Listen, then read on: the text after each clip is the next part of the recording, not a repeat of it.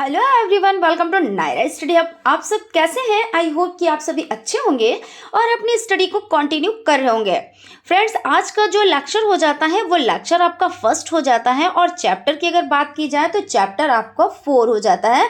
4th chapter आज से आपका स्टार्ट होगा। इसमें क्या चीज़ें हम लोग पढ़ेंगे, यानी जो आपका लेसन का नेम हो जाता है वो क्या है, तो इसमें हो जाता है सरल ब्याज एवं चक्रवर्ती ब्याज की संकल्पना तथा सरल ब्याज सूत्र तथा चक्रवर्ती मिश्र धन सूत्र।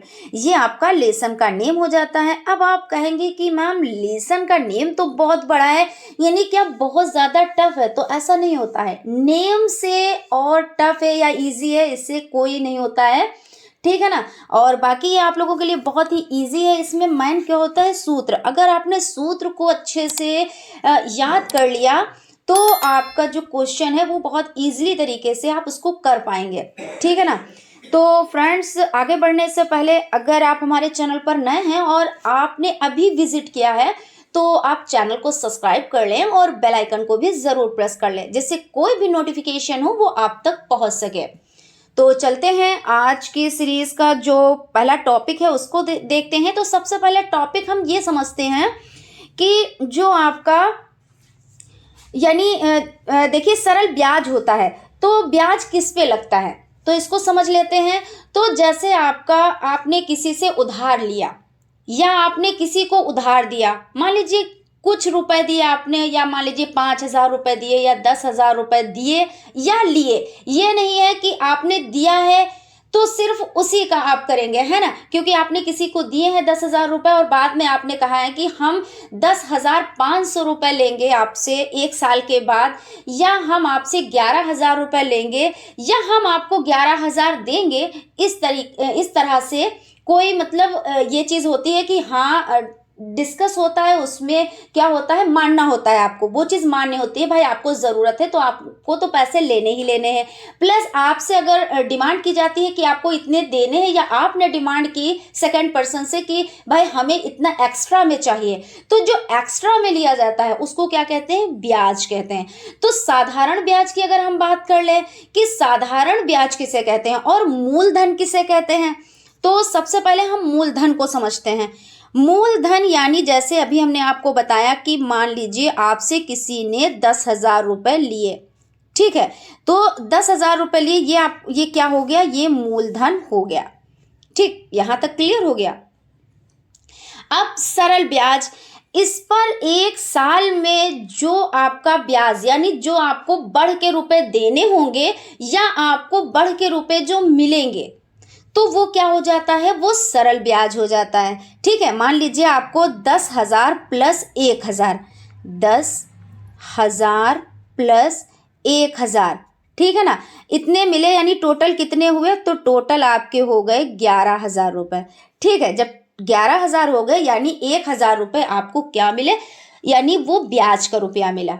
ठीक है, अब बात कर लेते हैं कि आपका जो ये ब्याज होता है, चक्रवर्ती ब्याज किसको कहते हैं, इसको भी समझ लेते हैं, उसके बाद क्वेश्चंस को सॉल्व करेंगे, ठीक है ना। तो चक्रवर्ती ब्याज का मतलब ये होता है, वही कंडीशन फिर से हम थोड़ी सी रिपीट करते हैं कि जैसे आपसे कोई पर्सन कह रहा है, यानी कोई व्यक्ति कह रहा है कि हमें 10,000 रुपये चाहिए 1 साल के लिए। आपने उससे क्या कहा कि भाई देख 10,000 रुपये तो मैं तुझे दे दूंगा, लेकिन 1 साल के बाद 11,000 रुपए तुझे लौटाने होंगे। ठीक, यहां तक क्लियर। तो क्या हुआ? 11,000 रुपए उसने वो मतलब राजी हो गया। ठीक है, अब क्या हुआ? 1 साल के बाद उसके पास पैसे नहीं थे। जब उसके पास पैसे नहीं थे तो अब कितना हो गया? क्योंकि आपकी शर्त के मुताबिक 10,000 प्लस 1,000 यानी 11,000 हो गए। फिर उसके बाद आपका क्या हुआ? फिर वहां से जैसे ही 1 साल कंप्लीट होता है, फिर वहां से अब 10,000 रुपए पे नहीं चलेगा, अब ब्याज चलेगा 11,000 रुपए पे। क्यों? क्योंकि अब आपके जो रुपए हो गए टोटल बने 1,000, यानी 1 साल के बाद तो 11,000 हुए। अब 11,000 पे जो ब्याज चलेगा वो क्या होगा, यानी ब्याज के ऊपर ब्याज, यानी क्या होता है, चक्रवृद्धि ब्याज। तो इस तरह से आप लोग चीजों को समझे कि साधारण ब्याज किसे कहते हैं, और साधारण ब्याज को ही आप सरल ब्याज कह सकते हैं। भाई सिंपल सी बात है, सरल मतलब भाई 1 साल में लगाया गया, सिंपल जो आपका धन है यानी मूलधन है उस पे लगाया गया, सरल चीज यानी सरल ब्याज, साधारण ब्याज उस पे जब लगाया गया। चक्र एक चल रहा है, आप लोग मतलब थोड़ा ट्रिक से समझा कीजिए, ठीक है ना। तो जब कोई चीज चक्र में चल रही है यानी कि चक्का चल रहा है, घूमता रहा है यानी कि वो रुक ही नहीं रहा है, यानी वो चक्का ठहर ही नहीं रहा, ये सर्किल आपका बना हुआ है, तो ये क्या हो गया, ये चक्रवृद्धि हो गया, ठीक है ना। तो आपको यहां तक समझ में आ गया। चलिए आगे चलते हैं, तो हम लोग क्वेश्चन समझ लेते हैं। जब हम क्वेश्चंस को सॉल्व करेंगे तब आपकी समझ में आएगा कि ये आखिर साधारण ब्याज क्या होता है और चक्रवृद्धि ब्याज होता क्या है, ठीक है। तो यहाँ पे पहले हम कुछ सूत्र देख लेते हैं, सूत्र के अकॉर्डिंग आपको वर्क करना है। अगर आपको सूत्र अच्छे से याद हो जाते हैं तो आप इसमें अच्छे से परफॉर्मेंस कर पाएंगे, और इससे रिलेटेड एग्जाम में क्वेश्चंस आते जरूर है, और वो भी 2 नंबर का क्वेश्चन। अगर ज्यादा नहीं आएंगे तो एक क्वेश्चन जरूर आता है जो आपको 2 नंबर देके जाता है, और आपको पता है 2 नंबर बहुत होते हैं, क्योंकि एक एक नंबर से भी बैक लगती है। आपका क्या होता है, सेमेस्टर वही रह जाता है, फिर से आपको पेपर देना होता है, यानी 2 नंबर है तो समझ लीजिए कितना इंपॉर्टेंट है, ठीक है। तो इसमें आपका जो साधारण ब्याज है इसका सूत्र क्या होता है, मूलधन। मूलधन का मतलब तो आप समझ गए ना कि जितने रुपए आपको मिले या किसी को आपने वो रुपए दिए, वो आपका मूलधन हो गया। दर क्या होती है कि जिस दर के हिसाब से आपने कहा 10% हमको चाहिए या 5% चाहिए, जितना भी, तो वो हो जाती है दर, ठीक है। और उसके बाद समय कि भाई 1 साल के बाद हमें कितना चाहिए, तो 1,000 रुपये एक्स्ट्रा में चाहिए, तो वो हो जाता है टाइम, यानी 1 साल जैसे आपने कहा तो वो हो गया टाइम यानी समय। और आपका बटे में कितना हो जाएगा, 100। तो ये सूत्र किसका हो गया, साधारण ब्याज का, यानी मूलधन गुणे दर गुणे समय बटे 100। अगर आप इसको डिनोट करना चाहें जैसे आपका साधारण ब्याज यानी सिंपल इंटरेस्ट, तो सिंपल इंटरेस्ट यानी SI, ठीक है। मूलधन यानी P से इसको डिनोट कर सकते हैं। दर यानी दर क्या होती है, रेट यानी R से। और समय किससे करते हैं, तो T यानी टाइम, तो T से, और बटे 100। आप इस तरह से भी सूत्र लिख सकते हैं, इस तरह से भी लिख सकते हैं, और आप चाहें तो दोनों तरह से आप लिख के दिखा सकते हैं, ठीक है। तो यहाँ पे आपका हो गया।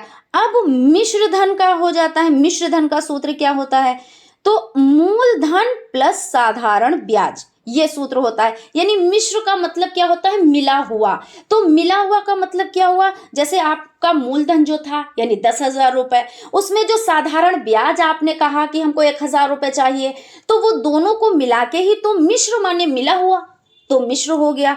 यानी मूलधन प्लस साधारण ब्याज आप इसको लिख सकते हैं A = P + SI, ठीक है। यहां तक क्लियर हो गया। अब देख लेते हैं 3rd नंबर पर, मिश्र धन बराबर मूलधन, यानी मिश्र धन का जो सूत्र होता है उसको देख लेते हैं। तो मूलधन, मूलधन यानी जो धन है आपका या आपने जो धन दिया है उसकी बात यहां पे हो रही है। तो 1 + दर बटे 100 ब्रैकेट बंद, और ऊपर आपका समय आएगा, ठीक है। जब इसको सॉल्व करेंगे तब ये समय यहाँ पे क्यों है तो ये तब समझ में आएगा, है ना। जिसकी बेसिक नहीं, जिसमें बेसिक में पकड़ नहीं है उसके लिए हम बोल रहे हैं, और जिनको ये सब चीजें आती है तो उनको तो दिक्कत ही नहीं होगी। फिर उसके बाद मिश्र धन को क्या A से डिनोट करते हैं, मूलधन तो P से। ये सब चीजें याद कर लीजिएगा, ये तो याद ही करनी पड़ेंगी आप लोगों को। फिर 1 प्लस और दर R, है ना, और बटे 100, ये हो गया आपका सूत्र।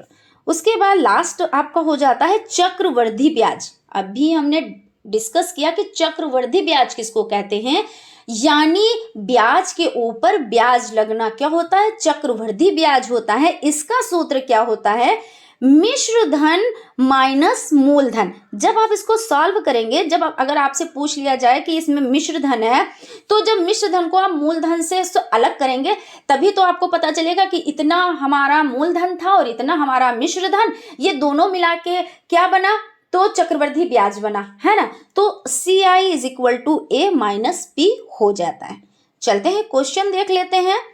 कुछ क्वेश्चन की मदद से हम लोग चीज़ों को समझते हैं। इनको आप एग्जाम्पल से भी समझ लें और क्वेश्चन तो है ना। और इसी तरह से क्वेश्चंस जो हैं वो एग्जाम में आते हैं। ठीक है, चलते हैं। देखिए 750 रुपए का 5% की दर से 4 वर्ष का ब्याज ज्ञात कीजिए। अब यहाँ पे क्या कह रहे हैं, सबसे पहले देखिए इसको समझिए कि 750 रुपए का 750 रुपए का यानी इतने रुपए हैं, ठीक। और 5% की दर, यानी दर जैसे अभी हमने बताया कि 5% हमें लेना है, 10% लेना है, तो यहाँ पे 5% की दर। उसके बाद वर्ष कितने दिए हुए हैं, तो 4 वर्ष, ठीक है। अब क्या करना है, ब्याज ज्ञात करना है। क्या ज्ञात करना है, तो ब्याज। अब सबसे पहले आप स्टार्टिंग कहाँ से करेंगे, तो जो आपके ये नंबर्स आपको दिए गए हैं उनको सबसे पहले लिख लेना है। ऐसे लिखना है, दिया है मूलधन, मूलधन को किससे डिनोट करते हैं, पी से। तो आप दोनों तरह से ऐसे लिख सकते हैं। आप चाहें तो सिर्फ मूलधन ही लिख के और बराबर में आप नंबर्स लिख दें, और इस तरह से लिखेंगे तो बहुत ही ज़्यादा अच्छी बात है। तो मूलधन ब्रैकेट में आपने पी लिख दिया, इज इक्वल टू 750 रुपए, ठीक। दर यानी आर कितनी है, तो दर आपकी हो जाती है 5%, और समय यानी टी यानी टाइम, तो 4 वर्ष, ठीक। ये तो आपके क्वेश्चन में ही दिया गया था, आपको सिर्फ यहाँ पे दिखाना है कि ये चीजें पूछी जा रही हैं। उसके बाद आप इसको सॉल्व करेंगे तो कैसे, क्योंकि यहाँ पे आप समझ सकते हैं क्वेश्चन से कि ब्याज याद करना है, तो यानी ब्याज का मतलब ये साधारण ब्याज ही हुआ, और कोई तो इस क्वेश्चन में डिमांड नहीं हो रही है ना। तो जब डिमांड नहीं हो रही है तो यानी आप साधारण ब्याज यानी सरल ब्याज का सूत्र आप पुट करेंगे यहाँ पे। तो जब क्या होगा, साधारण ब्याज का जो सूत्र है उसको पुट करेंगे तो क्या होता है, मूलधन गुणे दर गुणे समय बटे 100, ठीक। अब मूलधन कितना था, तो मूलधन 750, क्वेश्चन के अकॉर्डिंग हम आपको क्वेश्चन भी दिखाते हैं कि मूलधन आपका कितना है, तो 750, यहाँ पे देखिए लिखा भी है 750। उसके बाद आपकी दर कितनी है, तो दर आपकी यहाँ पे आप देख सकते हैं 5%, ठीक है। हमने 5% दर की जगह पे लिख लिया। और समय कितना है, तो देख लीजिए 4 वर्ष, ठीक है। तो ये 4 वर्ष हो गया। उसके बाद आप यहाँ पे देखिए कि बटे 100 में आपको लिखना है। अब इसको काट देना है। यहाँ पे समझिए, देखिए 0 से 0 कटा है, ऊपर 1 0 है, नीचे 2 0 है, यानी 1 0 से 1 0 कट गया। अब देखते हैं और कोई संख्या कट रही है, तो 5 एकम 5 और 5 दूना 10 कट गया। अब इस वाले 2 से 2 एकम 2, 2 दूना 4, यहां तक हो गया, आपका क्लियर हो गया। अब बचा क्या, देखिए यहाँ पे 1 है, इससे तो कुछ नहीं है क्योंकि 1 से आप गुणा भी करते हैं तो संख्या पलट के हमें वही मिलती है, ठीक है। तो 75 गुणे 2 कितना होता है, 75 गुणे 2 हो जाता है 150, इतना ही तो हुआ ना। तो 150 यानी SI कितना हुआ, तो 150। अब आप ऐसे लिख सकते हैं, अतः साधारण ब्याज बराबर 150 रुपए, ये आपका आंसर हो जाता है, ठीक। तो आई होप आप लोगों को इस क्वेश्चन का जो ये आंसर हमने सॉल्व कराया समझ में आया होगा। फिर भी अगर कहीं पे कोई डाउट है, कोई कंफ्यूजन है, कोई चीज़ क्लियर नहीं हो पाई है, तो आप लोग कमेंट कीजिए, क्योंकि क्या होता है जब आप कमेंट करेंगे तभी हमें समझ में आएगा आपको कौन सी चीज़ समझ में आई है, कहाँ पे डाउट रह गया है, कहाँ पर कंफ्यूजन रह गई है। चलते हैं नेक्स्ट क्वेश्चन की तरफ। क्वेश्चन आपका हो जाता है 1800 रुपए का 10% की दर से 5 वर्ष का ब्याज ज्ञात करना है। देखिए उसी तरह का क्वेश्चन पूछा गया, इसमें भी ब्याज की बात की गई है, यानी ब्याज का मतलब क्या है, साधारण ब्याज, क्योंकि और कुछ क्वेश्चन में नहीं पूछा गया है, यानी कि साधारण ब्याज ही आपसे पूछा जा रहा है। आपको पता है सूत्र आप पुट कर सकते हो, मूलधन गुणे दर गुणे समय बटे 100, ठीक है। तो सबसे पहले फर्स्ट स्टेप में हम क्या करते हैं, फर्स्ट स्टेप में हमें वही करना होता है, जो नंबर्स दिए होते हैं वो नंबर्स हमें लिख लेने होते हैं। किस कंडीशन में दिए हैं, जैसे मूलधन आपका है, मूलधन यानी P है ना, तो वो आपका कितना दिए गए हैं, दिया हुआ है 1800 रुपये, ठीक, ये आपने लिख लिया। फिर आपका क्या है, दर कितनी है, तो 10% की दर से। ये भी समझने वाली बात होती है, अगर आप इसमें थोड़ा भी कंफ्यूज हो गए तो फिर दिक्कत आ सकती है ना। हालांकि क्या होता है, इनका गुणा ही करना होता है, यहाँ पे तो खैर दिक्कत नहीं आएगी, लेकिन जो नेक्स्ट सूत्र हो जाता है और चीज़ें निकालनी होंगी, वहाँ पे थोड़ी सी दिक्कत आ सकती है। तो आप लोग अच्छे से इसको समझिएगा कि जैसे जहाँ पे 10% की दर है तो दर को दर की जगह पे ही रखेंगे। उसके बाद वर्ष है तो वर्ष, अब देखिए यहाँ पे अगर समय और दर की जगह बदल दी जाए तब भी आंसर में कोई फर्क नहीं पड़ेगा, आएगा आंसर वही। लेकिन जब आप मिश्र धन निकालेंगे, ठीक है, तो उसका जब सूत्र पुट करेंगे तब दिक्कत हो जाएगी, क्योंकि ऊपर टी लगा हुआ है और अगर आप समझ नहीं पाए कोई और नंबर यानी दर आपने वहां पे कर दिया तब तो दिक्कत आ जाएगी ना। तो ये छोटी छोटी चीजें ही होती हैं और इसी से हमारा जो आंसर होता है वो सही भी आ सकता है और गलत भी हो सकता है। तो चलिए यहाँ पे समझ लेते हैं। दर आपका क्या हो जाता है, दर यानी 10% और समय क्या हो जाता है 5 वर्ष। अब सूत्र वही लगा लेते हैं, साधारण ब्याज बराबर मूलधन गुणे दर गुणे समय बटे 100। अब क्या है यहाँ पे मूलधन कितना, तो 1800 है ना, और दर कितनी है तो 10, और आपका समय कितना है 5, और बटे में 100 आपको लिख देना है। तो 2 जीरो यहाँ पे है, 2 जीरो यहाँ पे है, दोनों जीरो, 2 ऊपर के जीरो और 2 नीचे के जीरो, यानी हर और अंश में दोनों जीरो हैं वो कट गए। अब क्या बचा, अब देखिए यहाँ पे 18 ये बचे, ये 10 और ये 5। अब आप क्या करेंगे, 10 बचे 50, आप इस तरह से लिख सकते हैं कि 10 बचे 50 भी आप ऐसे लिख सकते हैं जैसे आपको आसान लगे। इसमें कोई बाउंडेशन नहीं है कि आप इसको किस तरह से सॉल्व करेंगे। आप चाहें तो ऐसे भी सॉल्व कर सकते हैं, जैसे 18 है, ठीक है, और यहाँ पे ये 10 है, तो 10 का एक जीरो ही तो यहाँ पे लगेगा, यानी 18 का 10 से आप करेंगे तो 180 हो जाएगा, और 180 जब हो गया तो ये 5 से आप इसको गुणा कर देंगे, है ना। तो क्या होगा, 5 जीरो में जीरो, 5 8 40, 40 का कितना आएगा तो जीरो, और हासिल कितने तो 4, और 5 एकम 5 और 4 9, यानी 900 रुपये। यहाँ पे कितना आ गया, तो SI आपका 900 रुपये आ जाता है, यही आपका आंसर हो जाता है। ठीक है, तो आप इसको लिख सकते हैं, अतः साधारण ब्याज बराबर 900 रुपये आंसर आपका हो जाता है। ठीक है, चलते हैं नेक्स्ट क्वेश्चन की तरफ। थोड़ा सा क्वेश्चन घुमा के पूछा गया है, हालांकि ज़्यादा घुमा हुआ क्वेश्चन नहीं है, लेकिन उससे हल्का सा चेंज क्वेश्चन है। अभी तक आप लोग क्या कर रहे थे कि साधारण ब्याज, उसके क्वेश्चन आप लोग सॉल्व कर रहे थे।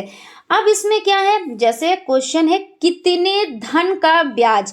अब आपको ये नहीं पता है कि धन कितना है, यानी रुपए कितने हैं, यानी कोई जन है, कोई शख्स है जो आपसे ये नहीं कह रहा है, ये पूछ रहा है कि कितने धन का ब्याज 4% वार्षिक दर से 5 वर्ष में 67 रुपये हो जाएगा। मान लीजिए कोई जन है, यानी कोई व्यक्ति है, उसका ब्याज 67 रुपये हो गया और उसको ये नॉलेज नहीं है कि कितना रुपया है, या मान लीजिए वो भूल गया है। ठीक है, अब वो उसको और हर चीज याद है कि 4% की दर है, 5 वर्ष है, 67 रुपये हो गया है, तो कितने धन पर लगा है कि कितना धन हमने लिया था या हमने कितना धन दिया था, यहाँ पे ये चीज है। तो आपको क्या करना है, सबसे पहले आपको दर, यहाँ पे देखिए फर्स्ट कितना वाला तो आपको पता ही नहीं है, तो इसको पहले हम क्या करेंगे, थोड़ा सा कितने वाला अगर आप चाहें तो यहाँ पे P और बराबर, यहाँ पे हमने क्या कर दिया क्वेश्चन मार्क, यानी हमें इसी को निकालना है। फिर क्या करेंगे, आपका दर हो जाता है 4%, यहाँ पे हमने लिख लिया, यानी दिया है दर 4%, और वार्षिक दर से 5 वर्ष, यानी समय कितना दिए हैं तो 5 वर्ष दिए हैं, और 67 यानी 67 रेट हो जाएगा। किसका हो जाएगा भाई, ब्याज ही तो हो जाएगा ना, क्योंकि कितना रुपए है वो चीज नहीं, लेकिन इतना है 67 है तो क्या हो जाएगा, ब्याज ही तो होगा। तो ये आपका हो गया 67, यानी साधारण ब्याज। अब कह रहे हैं कितने धन का, तो ये नहीं पता है, तो यानी P से आप इसको डिनोट करके और यहाँ पे क्वेश्चन मार्क लगा देंगे, यानी इसका मतलब ये होता है कि हमें यही निकालना है ना। तो चलते हैं फिर देख लेते हैं, सूत्र आप पुट करेंगे कि SI यानी साधारण ब्याज, और सूत्र आपका वही लगेगा मूलधन गुणे दर गुणे समय बटे 100। अब आपको क्या करना है, देखिए पहले आप नंबर लिख लेंगे, क्योंकि 67 आपको दिया गया है तो बराबर के इस तरफ आप लिख लेंगे, फिर बराबर का निशान लगाएंगे जैसे, फिर आपका P है यहाँ पे, तो पी आपको निकालना है। तो अभी ये भी चीज़ अभी आपको लग रहा होगा, अभी माइंड से थोड़ा सा ऊपर से जा रहा होगा, लेकिन जब इसको सॉल्व करेंगे तब चीज़ें समझ में आएंगी कि हाँ ये इसलिए ऐसा किया गया है। तो ये आपका पी हो गया गुणे 4 गुणे 5, यही तो आपको मिला है ना। देखिए यहाँ पे 4 और 5 यही तो मिला है, और 67 तो यहाँ पे हो गया। फिर आपका हो जाता है बटे 100। अब क्या करेंगे आप, तो क्या आपका यहाँ पे 4 एकम 4, यानी यहाँ पे इस तरह से कटेगा 4 एकम 4 और 4 दूना 8, और यहाँ पे 2 बचा तो 4 पंजे 20, यहाँ पे यानी 4 से ये कट गया। ठीक है, फिर उसके बाद यहाँ पे 20 हो गया और यहाँ पे 5 है, तो 5 कितने से कटेगा, 4 5 एकम 5 और 5 चक्कू 20, है ना, यही तो होगा। देखिए आप इसको इस तरह से काट सकते हैं, 5 एकम 5 और 5 दूना 10 और एक ये 0 हो जाएगा। ठीक है, फिर उसके बाद आपका यहाँ पे हो जाएगा 4 एकम 4 और 4 पंजे 20। ठीक, अब क्या बचा, क्योंकि आप इस तरह से इसकी गुणा करा सकते हैं, तो इस तरह से यहाँ पे एक मान सकते हैं ना, तो 67 कितना, तो 67 आपका हो जाएगा यहाँ पे, और इंटू कितना हो जाएगा, 5 हो जाएगा। और जब 5 हो जाएगा तो आप इसकी गुणा कराएंगे, और जब ये पी को आप दूसरी तरफ बराबर के इस तरफ लेकर आएंगे, क्योंकि ये देखिए इसकी आप कैची गुणा कराएंगे ना, वज्र गुणन कराएंगे इसका, तो इस तरह से हो जाएगा, यानी 67 गुणे 5। और उसके बाद आप जब इसका गुणा करेंगे तो आंसर कितना निकल कर आएगा, 335 आंसर आपका निकल कर आएगा। आप करके देख लें, यहाँ पे देखिए 67 और ये 5 हो जाता है, 5 सत्ते 35, 35 का 5 और हासिल 3 और 5 छक्का 30 और 3 33, ठीक है ना, तो 335 ये आपका आंसर हो जाता है।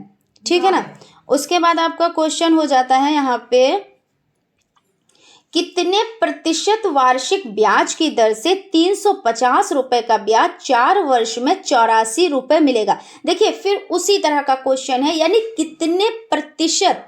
अब यहाँ पे क्या पूछ रहे हैं, वार्षिक ब्याज की दर से। अब यहाँ पे दर पूछी जा रही है, क्वेश्चन बस वैसा ही है। पहले क्या पूछा गया था, तो पहले देखिए आपका यहाँ पे समझ लेते हैं, पहले आपका पूछा गया था पी, है ना, अब पूछा जा रहा है आर। तो इसको समझ लें, कितने प्रतिशत वार्षिक ब्याज की दर से 350 रुपए का ब्याज 4 वर्ष में 84 रुपए मिलेगा। तो फर्स्ट स्टेप में हमें क्या करना है, सबसे पहले हमें जो नंबर्स मिले हैं उन्हें नोट डाउन कर लेना है, यानी दिया है, ठीक है, P बराबर 350 और T आपका यानी टाइम कितना दिए हुए हैं, तो देखिए 350 का 4 वर्ष, तो 4 वर्ष दिए हैं, यानी समय आपका हो जाता है 4 वर्ष, और आपका कितना हो जाता है, तो SI कितना हो जाता है, 84 रुपये। अब क्या निकालना है, R यानी दर आपको निकालनी है। फिर उसी तरह से क्या करेंगे, सूत्र को पुट करेंगे और इस पर वर्क करेंगे। तो आप SI यानी साधारण ब्याज, उसके बाद मूलधन गुणे दर गुणे समय बटे 100 आपका हो जाता है। तो आपका मूलधन कितना है, तो यहाँ पे आपका 350 हो जाता है, और R निकालना है तो R हमने ऐसे ही लिख लिया, और आपका यहाँ पे ये 4 हो जाता है ना, फिर बटे 100 हो जाता है। अब इसको आप काट देंगे तो किस तरह से, देखिए यहाँ पे आपका 1 0 और 1 0 से आपने काट दिया। ठीक है, उसके बाद आपका यहाँ पे आप देख लें, देखिए यहाँ पे 2 दूना 4 और 2 पंजे 10, यानी यहाँ पे 5 आ गया। ठीक है, फिर 5 एकम 5 और 5 सत्ते 35। ठीक, अब यहाँ पे कोई और नंबर नहीं बचे हैं, ये यहाँ पे एक 7 बचा हुआ है, और उसके यहाँ पे आप देख लें, यहाँ पे ये 2 बचे हुए हैं। ठीक है ना, तो 7 और 2 यानी इसकी क्या करानी है, गुणा करानी है। तो जब गुणा कराएंगे तो 14 यानी 14 हो जाएंगे। ठीक है, 14, और यहाँ पे ये 84 बराबर के इस साइड में है, यानी आपका जो हैंड हो जाता है वो आपका लेफ्ट हैंड, और राइट हैंड में 14R यानी 14R हो गया। अब क्या करेंगे, नंबर्स को एक तरफ करेंगे और जो अल्फ़ाबेट है उसको एक तरफ करेंगे, यानी R जब हम उठा के बराबर के इस तरफ करेंगे और ये नंबर हम ले जाएंगे, यानी गुणे में होता है तो क्या होता है, भाग में हो जाता है। तो ये 84 देखिए यहाँ पे है तो 84 लिखेंगे, और ये जो 14 है तो ये गुणे में, देखिए जब यहाँ पे कोई सिंबल नहीं होता तो यहाँ पे गुणे का निशान तो छिपा होता होता है। तो क्या करेंगे इसको, जब हम, ये प्रक्रिया तो बहुत पुरानी है, ये आप लोगों को आती ही है, ठीक है ना, लेकिन फिर भी हम आपको बता रहे हैं कि यहाँ पे क्या है, ये 14 यहाँ पे नीचे हो जाते हैं, यानी आपका हर में हो जाता है 14 एकम 14, 14 छंग 84, ये आपका हो जाता है। यानी जो आपका आंसर निकल कर आया R बराबर 6%, अतः दर 6 आंसर आपका हो जाता है, ठीक है ना। तो आई होप आप लोगों को चीज़ें समझ में आ रही होंगी। चलते हैं नेक्स्ट क्वेश्चन की तरफ। क्वेश्चन आपका हो जाता है, कितने समय में 900 रुपए का ब्याज 6% वार्षिक ब्याज की दर से 189 रेट हो जाएगा, यानी 189 हो जाएगा।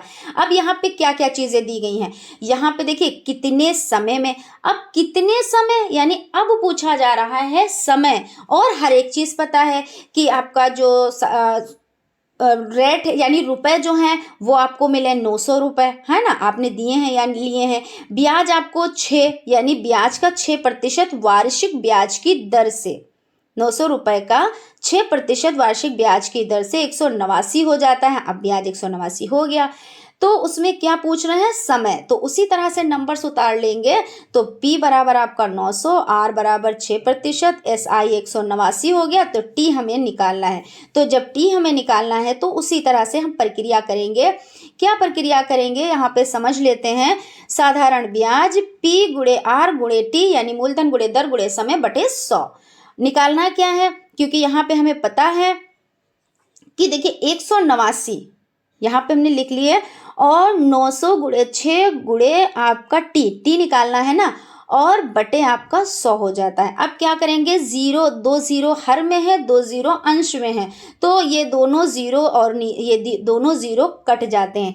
जब कट गए तो बचा कितना, तो हमने यहाँ पे लिख लिया 189 बराबर 9 गुणे 6 और गुणे आपका टी हो जाता है, ठीक है। यहाँ तक आपका क्लियर हो गया। अब चलते हैं, देख लेते हैं। देखिए अब टी निकालना है, तो टी बराबर, अब ये संख्या इस तरफ है और जब दूसरी तरफ आएगी, अगर गुणे में होती तो क्या होती है, भाग में हो जाती है।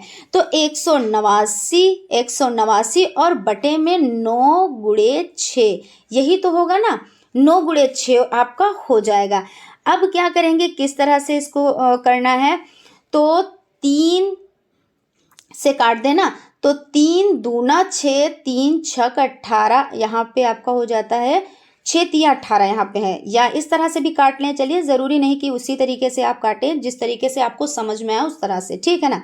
तो 189 बटा आपका हो जाएगा 9 गुणे 6, यहाँ पे आप समझ लें 9 एकम 9, 9 दूना 18 और यहाँ पे 9 एकम 9 यानी 21, ये कट गया और 21 ऊपर रह गया और 6 नीचे है, ठीक है। यानी अंश में कितना है, तो 21 है, और हर में कितना है, तो 6 है। अब इसको काट देते हैं, 3 दूना 6 और 3 सत्ते 21, यही तो हुआ ना। अब आपका जो आंसर निकल कर आया वो कितना निकल कर आया, अब देखिए 7 ऊपर है तो 7 यहाँ पे हमने लिख लिया, और आपका जो हर में कितना है, तो 2 है, तो इस तरह से लिख लिया, ठीक है। तो आप चाहें तो इतना ही यहाँ पर करके आप छोड़ सकते हैं, क्यों, क्योंकि 7/2 का मतलब होता है 3.5, है ना। 3.5 भी आप इसको बोल सकते हैं, और वैसे आप 3.5 वर्ष भी बोल सकते हैं। और आप चाहें तो एक स्टेप आपको और करना रहेगा, किस तरह से, जैसे आपने क्या किया, जो अंश वाली संख्या होती है वो क्या होती है, उसको भाज्य माना जाता है ना। अंश वाली संख्या भाज्य की जगह पे रखी जाती है और हर वाली संख्या आपकी भाजक की जगह पे रखी जाती है। यहाँ तक क्लियर हो गया।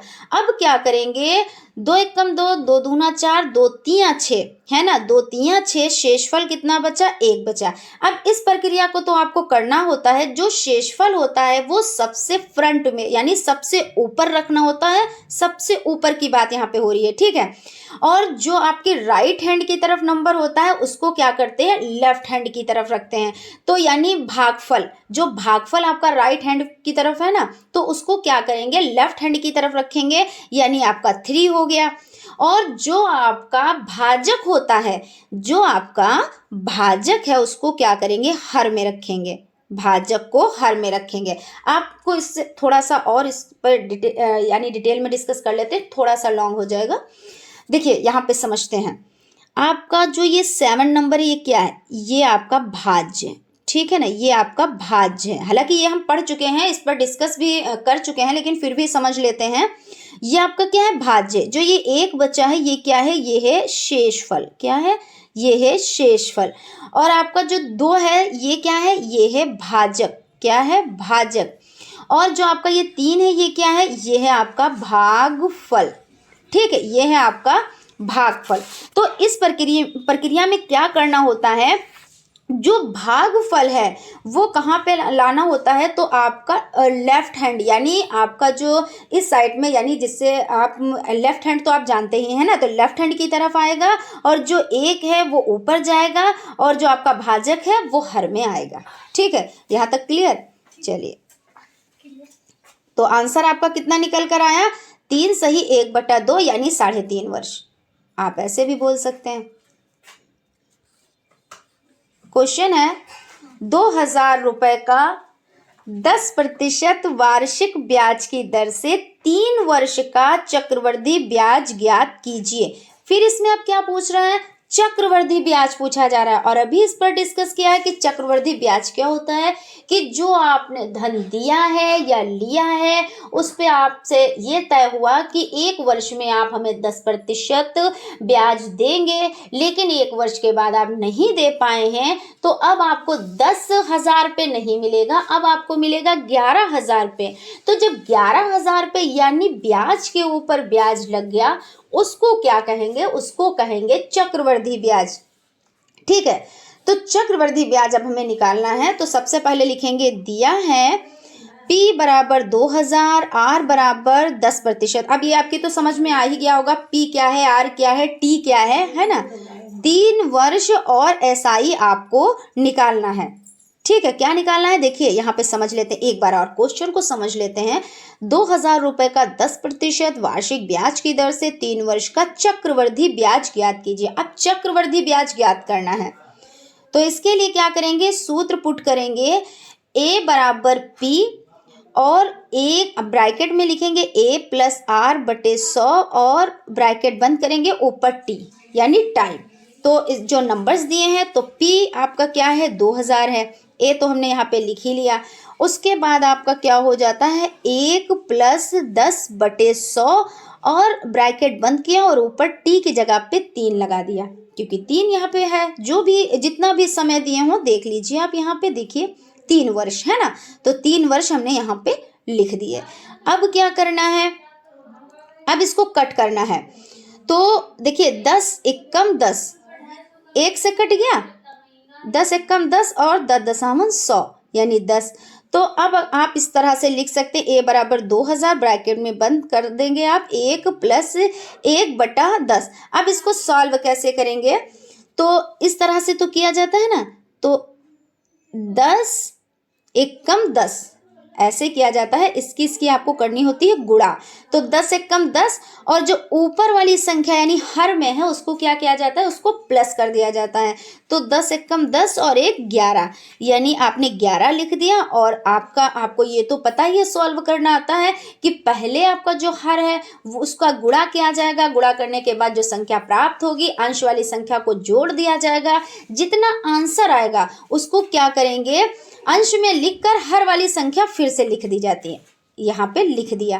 ठीक है, देखिए हम बता रहे हैं आपको तो ऐसा लग रहा है बड़ा बहुत प्रोसेस लंबा है, यही तो लग रहा होगा, लेकिन जब आप वर्क कर रहे होंगे तो आपको प्रोसेस लंबा नहीं लग रहा होगा, लॉन्ग नहीं लग रहा होगा। क्यों, क्योंकि देखिए हम आपको हर एक चीज़ डीपली बताते हैं और जब आप प्रैक्टिस करेंगे तो चीज़ें समझ में आ जाएंगी। तो यहाँ पे और समय 3 है।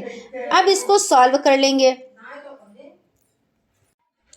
देखिए यहाँ पे फिर क्या करेंगे, जैसे यहाँ पे 3 घात लगी हुई है, तो इसका मतलब ये है आप इसको 3 बार लिखेंगे। तो 3 बार लिखने का मतलब ये हो जाता है कि A बराबर 2000 गुणे 11/10 गुणे 11/10 गुणे 11/10। अब 1 0 2 0 3 0 1 0 2 0 3 0 आपने कट कर दिए। अब आपने क्या किया, 11 की 11 से आपने गुणा कराई, तो आपका कितना हुआ, तो 121। 11 की 11 से गुणा कराई तो आपका आया 121। फिर आपने 11 की गुणा कराई तो आपका कितना आया, 1331 आया। और ये जो आपके 2 बचे हैं इनकी गुणा आपने 1331 से कराई तो आपका आया 2662। अब क्या करना है 2662, क्योंकि आपको करना क्या है, यहाँ पे क्वेश्चन क्या कह रहा है, क्वेश्चन कह रहा है चक्रवृद्धि ब्याज ज्ञात करना है, सिर्फ आपको ब्याज बताना है। तो आप क्या करेंगे, माइनस कर देंगे, जो आपका आंसर आया है उसमें आप माइनस कर देंगे।